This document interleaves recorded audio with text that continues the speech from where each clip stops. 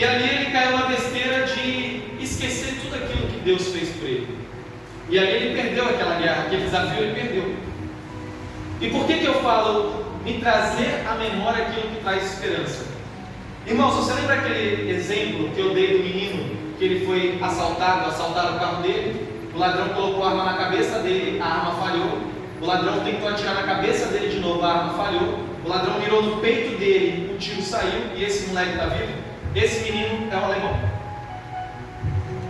E aí isso passou por ele e as coisas foram acontecendo. E aí eu perguntei semana passada para ele, eu falei: e aí, alemão, como é que está? O nome dele é Rodrigo, a gente chama de alemão. Ele falou: eu devo parar de ficar ansioso, eu devo parar de colocar minhas mãos, porque se Deus já me livrou da morte, se Deus me livrou de 2 balas, se Deus me livrou de morrer com um tiro, por que Ele não vai fazer isso na minha vida? Deu vontade de falar para ele: você tem que ter pensado nisso na hora da reunião. Então, irmãos, a primeira estratégia: traga na sua memória aquilo que te traz esperança. Ebenezer, se Deus tem te sustentado até aqui, por que dessa linha de hoje para essa linha para frente você continua a temer os seus desafios, você continua a temer os Golias que aparecem na tua vida?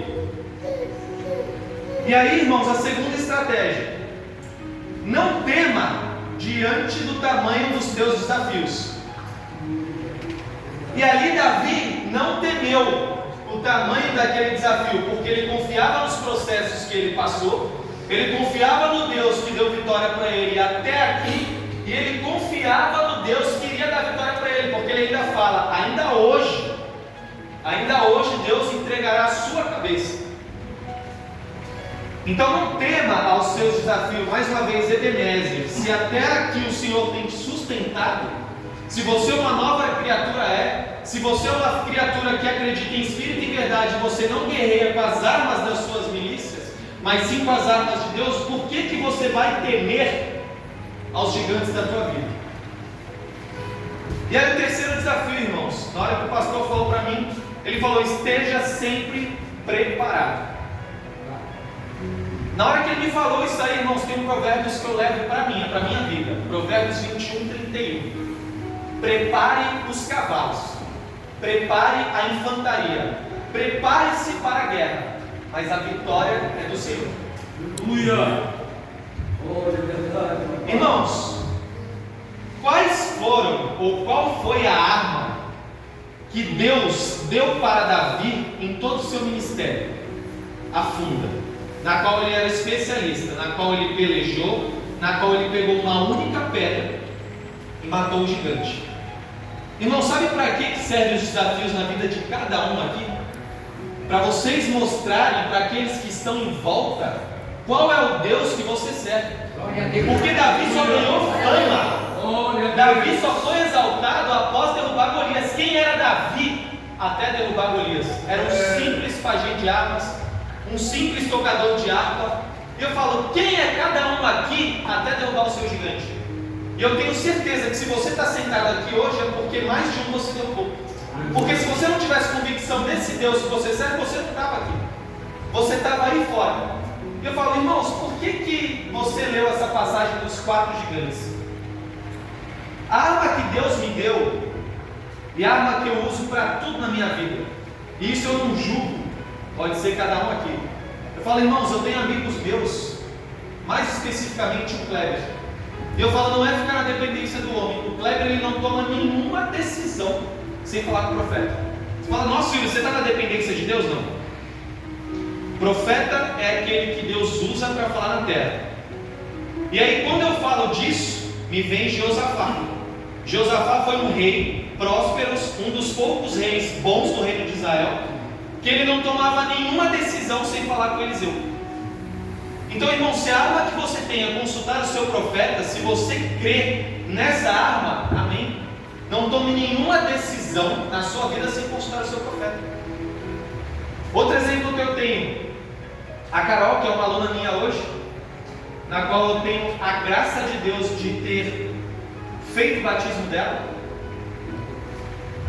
e a arma dela é a oração. Assim como tinha a presbítera da igreja que eu congregava lá, a Dalzija. A Dalzija e a Carol, elas não tomam nenhuma decisão sem orarem a Deus e Deus dá sinal para elas. Então, se a arma delas é a oração, se a arma de alguém aqui é a oração, amém. Use a arma que Deus te deu para você ganhar qualquer desafio, vencer qualquer gigante na tua vida. A palavra que Deus me deu, a arma que Deus me deu é a palavra. Eu falo, irmãos, muitas das pessoas adentram uma igreja, principalmente uma igreja de revelação, uma igreja pentecostal, porque ela quer revelação toda hora. Ela parece que ela só vem aqui buscar revelação. Eu falo, irmãos, dependendo da Bíblia, você tem 2.000 páginas de revelação. Só que se essa não é a sua arma, amém. Mas use alguma arma que não é das milícias da carne, mas sim das milícias da qual o Senhor te entrega. Irmãos, eu não tomo nenhuma decisão, e quem pôde ouvir o meu testemunho para eu vir parar aqui, a palavra do Senhor me conduziu até aqui. E quando eu pedi um sinal para ele me colocou 2 vezes o pastor Gildo na frente. Então, como é que você quer vencer o seu desafio com a arma com que o mundo te dá? E aí, quando ele foi colocado aquela armadura nele, que ele foi pelejar, ele falou: não consigo me mexer. Então, se a arma dele até aquele momento foi a funda, por que você vai usar outra arma para vencer os seus desafios? E aí eu falo, irmãos, Davi, quando derrotou aquele gigante, ele estava preparado para derrotar aquele gigante. E ali, quando eu li em 2 Samuel 21, ele foi para a guerra com esses mesmos gigantes. E ali ele se cansou. E ao se cansar, 4 do seu pelotão derrotaram 4 gigantes. E esses homens eram homens de guerra, e esses homens usaram armas de guerra. Só que o que o reinado de Davi serviu até aquele momento? Porque antes de Davi ser ungido a rei, ele era pastor. Pastor cuida de ovelhas. E naquele momento ele estava pastor. Muitas das vezes nós estamos em determinadas posições. Nós não somos determinadas posições. Você começa a ser determinada posição quando Deus te escolhe para ser determinada posição. Hoje eu estou personal. Eu não sei, o meu futuro a Deus cabe. Hoje eu posso falar, nós temos o pastor Gildo e o pastor Carlos. Eles não estão pastores. Eles são pastores porque Deus escolheu. Hebreus 5 vai dizer que ninguém toma esse cargo por si mesmo. Então hoje eles são pastores porque Deus escolheu. Então vocês nunca vão estar num lugar na qual Deus não escolheu para vocês estarem. E hoje, se vocês estão em algum posicionamento que não foi Deus que escolheu vocês, vocês apenas estão. Vocês não são. Isso não determina nenhuma vitória para vocês. E o ministério de Davi, quando ele foi ungido a rei, se antes ele cuidava de ovelhas, agora ele cuida de pessoas. E a partir do momento que ele começou a cuidar de pessoas, essas pessoas começaram a consagrar as suas batalhas e os seus gigantes a Deus também.